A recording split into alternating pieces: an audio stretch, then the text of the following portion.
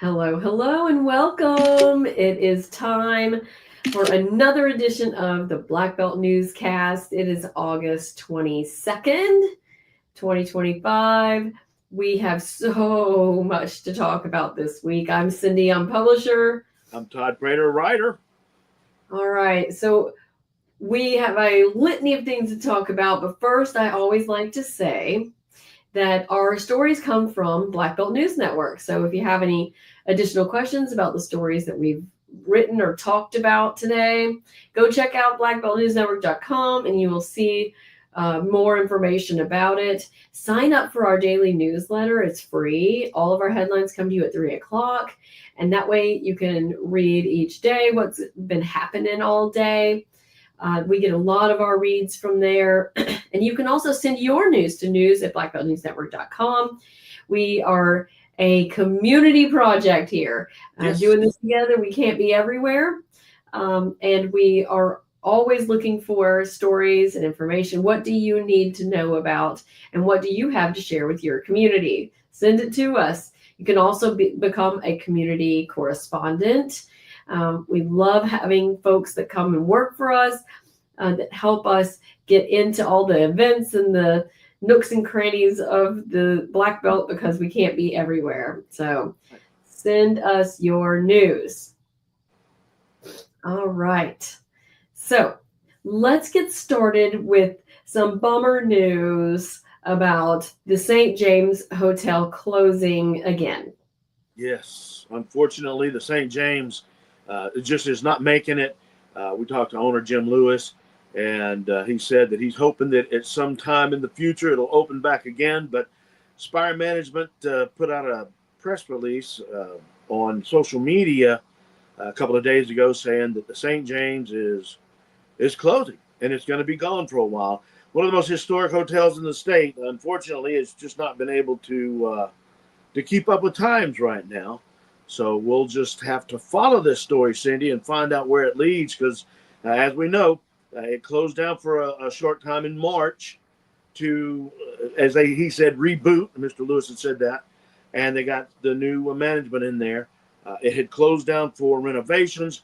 It's actually closed down many times, but always managed to come back. So hopefully we can get it to come back in the near future, but this time maybe not close down again.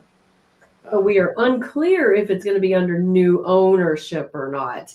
That's we true. actually have really great background information in our latest story that we ran in print and online about, it was purchased by Jim Lewis's company, Raglan, and they bought it in 2021 for $400,000, but then they put $5 million into these redevelopment efforts and renovation.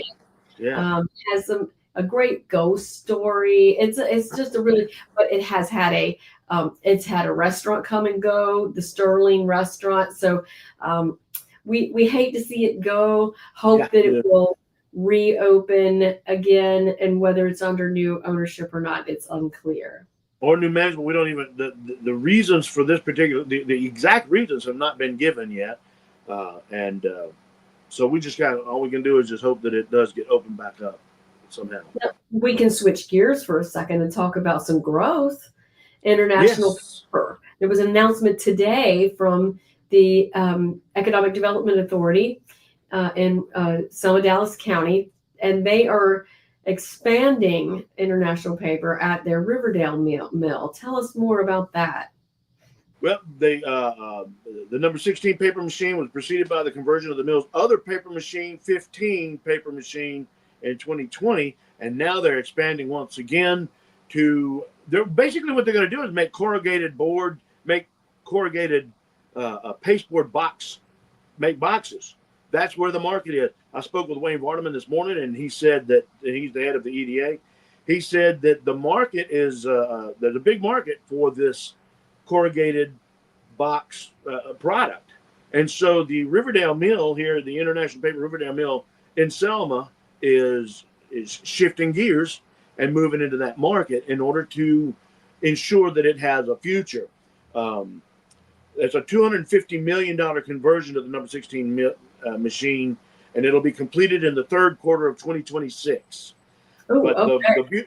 Well, and Wayne made a good point. He said, this ensures that the Riverdale mill here in Dallas County will be around for a while.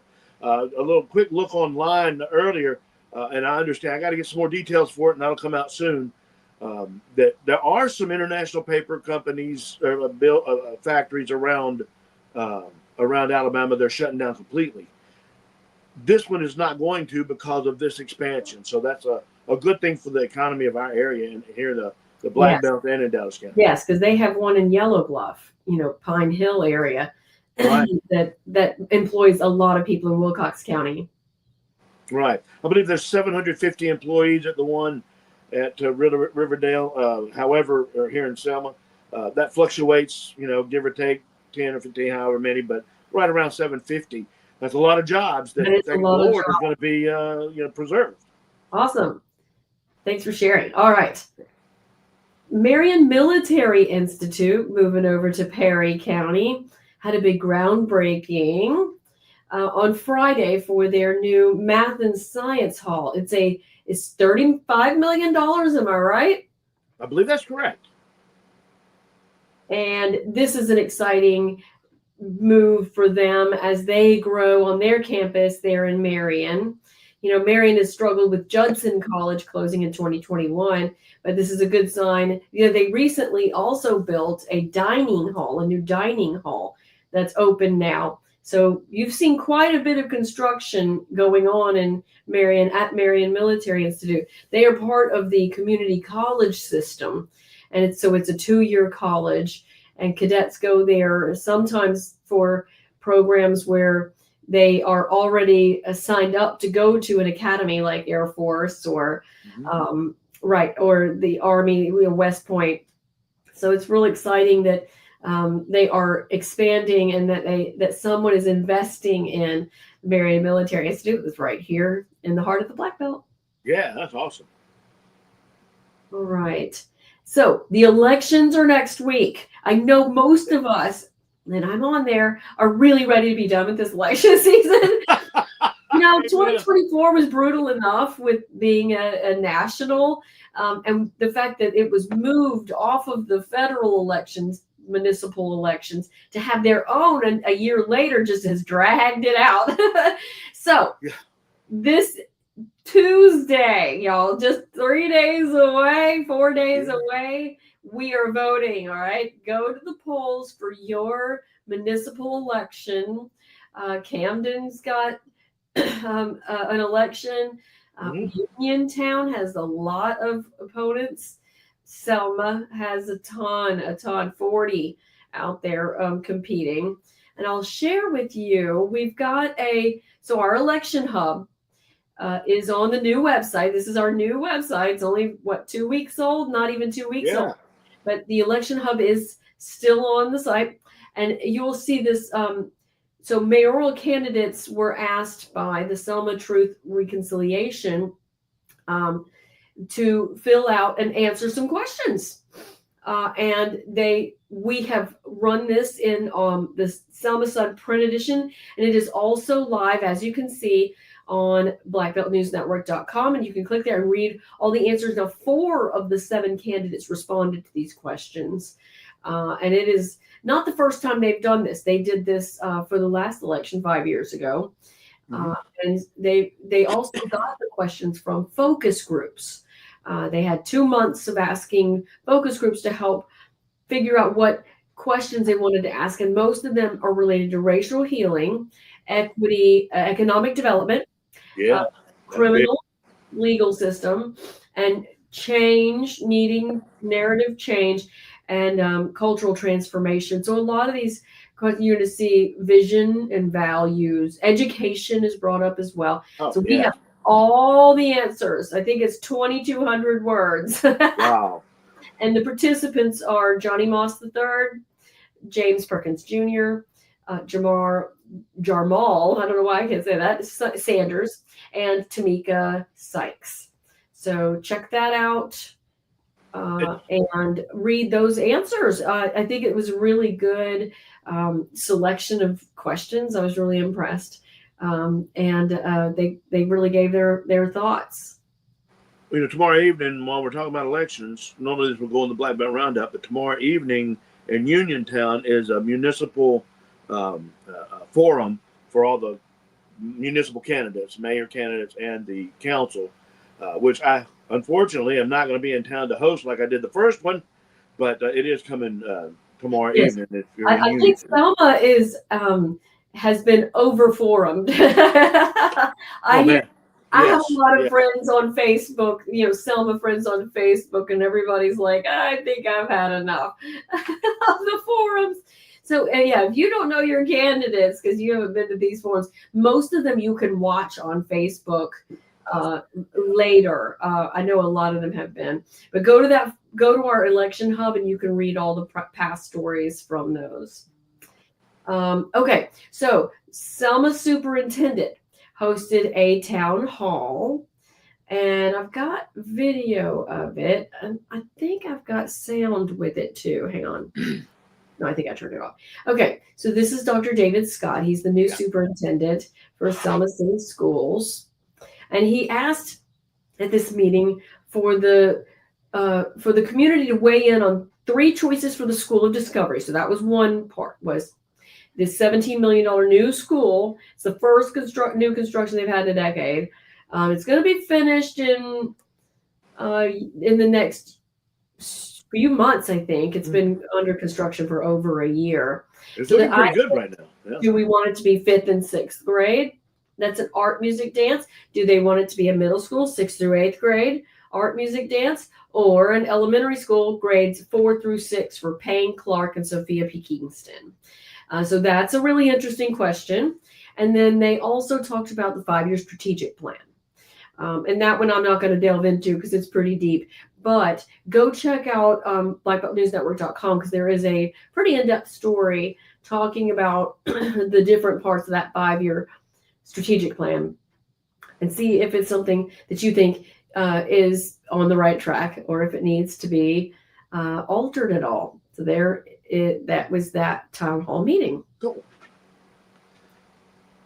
Okay, let's go over to Demopolis for a second. I went to the Demopolis City Council meeting, but I was a little late coming in from out of town, and so it got decided without me. But we're going to have a story on the Demopolis City Council meeting. They approved the budget for the year, so we'll get some more information on that and have a story up on that. So Demopolis, we were there. All right, but another part of news that came this week was that the Healthcare High School has named a medical tech pro, as I'll call it, or guru, to their board. And this is Stephen Boggin. He's a leader in medical technology and device. So longtime CEO of BioHorizons in Birmingham, which is medical device startup, but he's became its president in 2000. So that's 25 years ago. And it's had iterations since then, including being bought by another company. So he's part of that medical biotech world. And that's really exciting to have that person on here because he's a mover and a shaker in the state. So congrats for that get. Last week we had the story about the new CFO. So they are really gearing up and getting ready to have students on campus at this residential healthcare high school in Demopolis. Hey, tell us about Craig Field training paratroopers. Yes. Well, we had spoken a few months ago. We talked about the British Army sending their paratroopers out here. Well, now, along with the Aim High, which we talked about a few months ago, the United States Air Force is now training paratroopers at Craig Field. And that's them right there. And Cindy is so secretive. These folks are special ops. And I was allowed to video them walking to the helicopter, but I was not allowed to video their faces because they work in secret. And they're out at Craig training on how to, jump out of it. And these are actually instructors that are being trained to go to other parts of the country and instruct. And if you look, you see that little bitty dot right in the middle of the screen. That's the helicopter. And if you watch for a second or two, you'll see a bunch of more little bitty dots. There they are. Those are the paratroopers. The first jump, they went 14,000 feet and jumped, but the winds of the loft were so high that it blew them off course just a bit. But they did exactly as they were trained to do, and they stayed together in a group and all landed in the golf course by Craig Field near the river. The second jump, they only went up to 8,000 feet, and that's this one here. And they came down and landed pretty much right in front of the crew that I was standing with there at the hangar, at the Aeropro hangar. An amazing thing to watch. I talked to V out at the airport. He runs the FBO, and he worked for Resicom, and he was talking about how Craig is becoming the hub, the center for this type of training. And there's a lot more to come. I'm going to tell you, it's fascinating to watch them do this. I could have watched it all day long. Yeah. But they also have a aircraft maintenance. We got to see some of that. We'll have more about this stuff in the future, and we'll be having a lot more in the near future. Matter of fact, I'll have a story coming up soon about the NRA coming out to have training sessions and competitions out at Craig Field on their shooting range. So lots of things happening there. Right. So we wanted to let everybody know how that's expanding and getting bigger and bigger as well. Wow. Oh, and here's a little quick aside too. Those paratroopers, they've been staying at the St. James. Yeah. So did Aim High all summer. So they've had some traffic. All right. Yeah. Now let's switch over to talk about a documentary that was about Selma that's been released. Oh, yeah. We have some video here from Valencia Benjamin, one of our community correspondents. That's Vernetta Perkins Walker, who is one of the people that was interviewed for this documentary. It's called Selma, Beacon of Hope, and it's a short film. And it says that it portrays the fierce spirit of Selma and how community can help lead and inspire the country, which is what it did at that time. So it's got a lot of local community leaders and dignitaries in there, including, like I said, Perkins Walker, and then Becky Nichols. She's included in there from the library. Oh, I love her. Neat.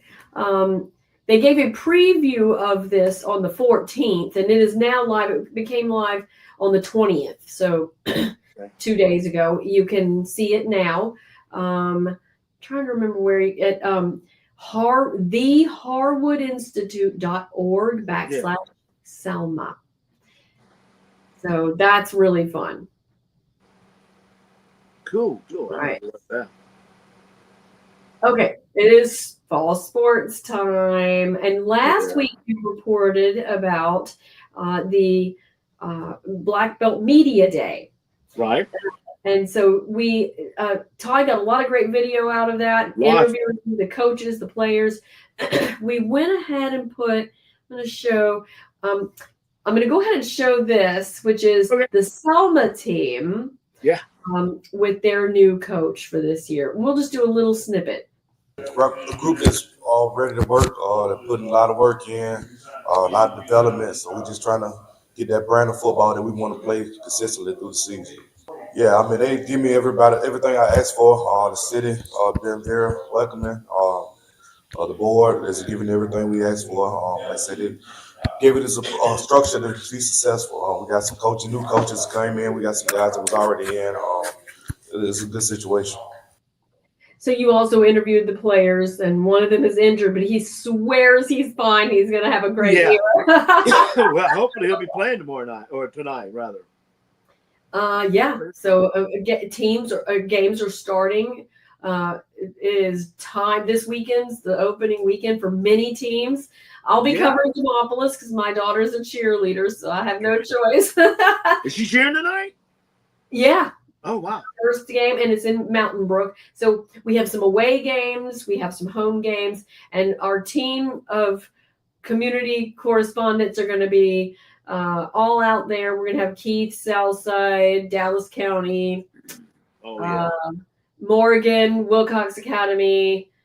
I don't know. I can't keep up with all the everybody out there covering a lot of the sports. If there's a team that you want to help us with, if you're out there and take pictures, please by all means send us And we send us those photos, videos. We will share it here. And also, we will have a scoreboard. Our football scoreboard will start Saturday after we get all of it compiled after Friday night. Cool. And we'll have more of these videos too from the media days throughout the weeks to come. So be watching for those also. Yep, we'll trickle those out. This one's on YouTube now and on our website under multimedia. All right. The VFW held a community help day for the Black Belt. Tell us about that.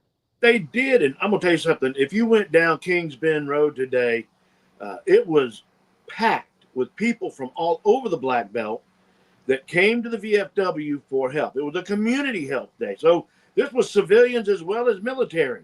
So some of these folks are veterans. Some of them are just common Joe, like you and I. They were getting help with financial help, health care help. The veterans were getting help with the VA, signing up for VA. There were so many different organizations helping that they went all the way into the back room and out to the front room as well. And this was, like I say, it was open to everybody. They do this a couple times a year. And there was even some of the folks at signing veterans up to be members of the VFW, and it was a huge day. There was, I don't know exactly how many people, but I would probably say at least 1,000 people just when I was there early. It started at 10 and went till 2, and it was packed. May have gone till 3 the whole time. Matter of fact, it was Kings Bend Road. You couldn't even park on Kings Bend Road, Harley. There were so many folks there, which is great because that's the point, to get the help out to the people who need it. And this is the way that the VFW is helping, Black Belt communities hook up with the different resources that they need to do what they need to do. Awesome. Glad you got a chance to be there. What a diverse group, too. Yeah. All right. Hey, Black Belt Roundup. Roundup. Well, it's funny because we have so many stories in the regular one. We don't have as many Roundup stories. Not today. No, yeah. So there are a lot of events. Don't forget to go to our calendar. Right. We have the new calendar. It's packed with stuff going on. A lot of events coming up. Do you have anything for the Roundup? Well, not really, except that Saturday I'm going to be DJing once again for the 25th, 26th year. The big Tannehill Volks Jam. It's a big Volkswagen show up at Tannehill State Park. That's just something we do every year, obviously, for 20-something years. And that's what I'll be doing Saturday. So if you're out and about and you want to go see a bunch of cool Volkswagens, all kind of different ones, we'll be up at Tannehill State Park. So that's really all I got. Oh, but you know what? The video interview with Dr. Griffin. Yeah. Yes. I wanted to tell everybody about this. I got an opportunity to sit down with Dr. Denitha Griffin, who is the new head of Wallace Community College. And I'm going to tell you, new president, she is such a breath of fresh air. She's a local person, went to Dallas County High School, went to Wallace Community College, and has a wonderful vision as to what to happen in the future. I even say it in the interview. She has such an infectious glow of positivity and a wonderful personality that I believe she's going to do wonderful things for the college and for the community, for the Black Belt, including the campus over in Marengo County. We talk about that and Healthcare High School and things that are coming up. So that'll be up on the website soon. So be watching for that interview. Oh, that looks so great. She looks really nice. She's just the most wonderful person. Yeah, she's awesome. Awesome lady. So we have some news to share. Big news. As you guys know, we're the Selma Sun and the Black Belt News Network. And when I started the Black Belt News Network in March 23, or at least we went live in 2023, the idea was, I didn't know if we'd be 2 entities or 1. And well, the Black Belt News Network's success has been so great that it was pretty obvious that we needed to merge our efforts. And so Selma Sun is merging with the Black Belt News Network as of September 1st, which is so exciting. And we're going to put all of our effort into growing our online presence, which has got us about 1.2 million page views so far. Wow, yeah. A year, yeah. That's amazing. But in the meantime, we will And in this process, we will stop printing our print paper. So August 28th next week will be our last edition after 10 years. 10 years, yeah. Yeah, 10 years. But what we've discovered is that it's more efficient and more effective to reach everybody online. And not only online, but on your phone. That's it. I was going to say, most people get their news on their phone. Yeah. Of our those mobile devices are the go-to source for information. So, print, I hate to say it, but print newspapers are seeing a drop in readership. And I've been writing as a part-timer and for the Selma Sun since its inception. Yes. And I hate to see it go, but to evolve and to move on into the future and to move to the next step, it's the same entity, just a new vision and a new form. Right. So we merged, as you know, selmasun.com into blackbeltnewsnetwork.com about 3 weeks ago. Yeah. So this is all part of our evolution, and we're excited to be launching into. We are also becoming a nonprofit in the next couple of months. As we're a part nonprofit now, which I haven't even sent that message across yet to make sure to donate. Because one of the tricks of going nonprofit here is that we are we take tax deductible donations, but we are trying to do this as a paywall, no paywall, free news, so that anybody with any and under any income can afford to know what's going on in your community. We want everyone to have access to it. In order to do that, we need donations. So it would be please. Great. Yeah. I mean, when you go to blackbeltnewsnetwork.com, there is a red button at the top that says donate now. So, donate now. Please, right now. Well, and also sign up for our daily newsletter. So instead of giving news to a handful of people in print newspapers that cost a fortune, we're going to be doing it in a daily newsletter at 3:00. The one I've been doing for years has been growing. And this is a really great way of delivering news. And we want to be where you are, and you're telling us that you're reading us online. So we're meeting you there, and we're going to grow it and grow it. It's exciting.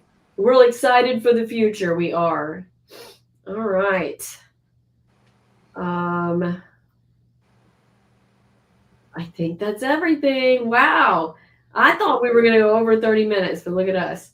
Don't forget to go to our new calendar. This is also another avenue for getting resources. It's really important to me that everybody has access to the information they need. Let me see if I can go to I'll show you what the calendar looks like. Yeah, so here is our calendar, local events. And you can see it's Edmondites has their Spades and Dominoes Day. Food pantry giveaway days. Food giveaway days is big for us. We want you to know if you're in need where to go to get that. All right, see, it's just a lot of events. It's packed. Yep, Levitt Amp. I know they announced that they've got a gospel night. So it's August 23rd. It's Saturday. Oh, yeah. Yeah, they're doing some really great stuff. Okay. And I'm going to be uploading all the quarterback club or some of the quarterback club stuff. I'll probably get them to do most of it. But don't forget, August 26th is kickoff night for the quarterback club. And we'll have that information on the calendar. That's where all those kind of events are going to be. That's the best place for them. Tuesday's election day. Vote. It is your voice. It's your right in a democracy. Polls open at 7 and close at 7. So 7 to 7, you got 12 hours. Yes. All right. We will see you guys next week. Email us. Let us know what you want to hear from us. One thing you didn't say when you told them about our change, you did not remind them that this is not going away. This newscast is here. It's staying. So one of the best parts about the Black Belt News Network merger is that we're just going to amp up what we've been doing. And the Black Belt Newscast has been very popular. Yeah. We get about 1,000 views a week. And so we are going to be here and continue to be here for you guys. And we'll see you next week and do it again. And we'll do it again next week. See you then. See ya.